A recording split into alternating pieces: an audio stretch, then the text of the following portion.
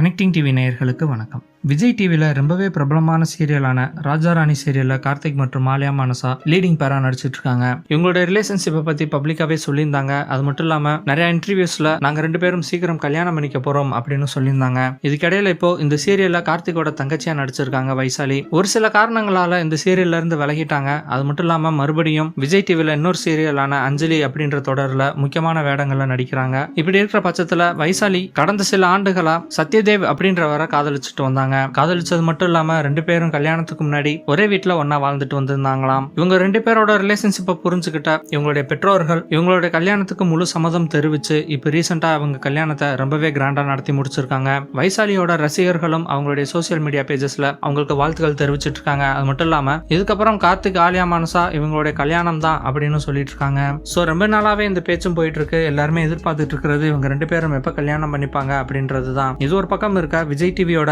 இன்னொரு முக்கியமான சீரியலான கல்யாணம் முதல் காதல் வரை அப்படின்ற சீரியல் மூலமா ரொம்பவே பிரபலமானாரு நடிகர் அமித். இந்த சீரியல் முடிஞ்சதுக்கு அப்புறம் நெஞ்சம் மறப்பதில்லை அப்படின்றதுலயும் நடிச்சிட்டு இருக்காரு. போன சீரியல் எவ்வளவு தூரம் அவருக்கு ஃபேம் இருந்ததோ அதை விட அதிக பேர் இந்த சீரியல்ல வாங்கியிருக்காரு அப்படின்னு சொல்றாங்க. அது மட்டும் இல்லாம ஸ்ரீரஞ்சனி அப்படின்ற தொகுப்பாளினியும் கல்யாணம் பண்ணிக்கிட்டாரு. இவங்களுடைய கல்யாணத்தை விஜய் டிவி ரொம்பவே பிரம்மாண்டமா ஒளிபரப்புனாங்க அப்படின்னே சொல்லலாம். கல்யாணம் பண்ண கையோட ஸ்ரீரஞ்சனிக்கு கலக்கப்போவது யாரு சாம்பியன்ஸ் அப்படின்ற நிகழ்ச்சியில தொகுப்பாளினியா சான்ஸ் கொடுத்தாங்க.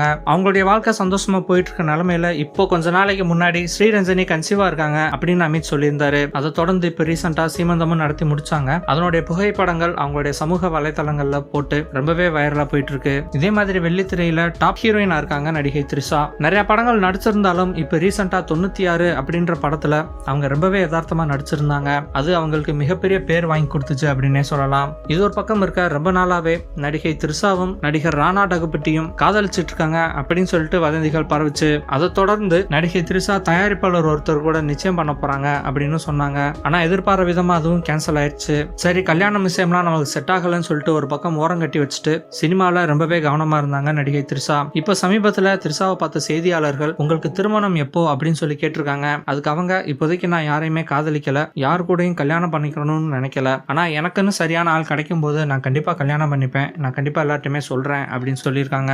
சோ கார்த்திக் ஆலியா மனசா அவங்களுடைய கல்யாணம் எப்ப நடக்கும் அப்படின்னு சொல்லிட்டு அவங்களுடைய ரசிகர்கள்லாம் ரொம்பவே எதிர்பார்த்துட்டு இருக்காங்க. அதே மாதிரி ஸ்ரீரஞ்சனியோட ஸ்ரீமந்தம் அதோடைய போட்டோஸ் எல்லாம் இப்போ சோசியல் மீடியால வைரலா பரவிட்டு இருக்கு. இதெல்லாம் பத்தி உங்களுடைய கருத்துக்களை எங்க கமெண்ட் பாக்ஸ்ல போஸ்ட் பண்ணுங்க. இந்த வீடியோ பிடிச்சிருந்தா லைக் பண்ணுங்க, ஷேர் பண்ணுங்க. கனெக்டிங் டிவியோட அப்டேட்ஸ் தெரிஞ்சுக்கிறதுக்கு சப்ஸ்கிரைப் பண்ணுங்க. மறக்காம நோட்டிபிகேஷன் பெல்லையும் கிளிக் பண்ணிருங்க. இது வரைக்கும் கனெக்டிங் டிவிக்கு சப்ஸ்கிரைப் பண்ணனா மறக்காம சப்ஸ்கிரைப் பண்ணிக்கங்க.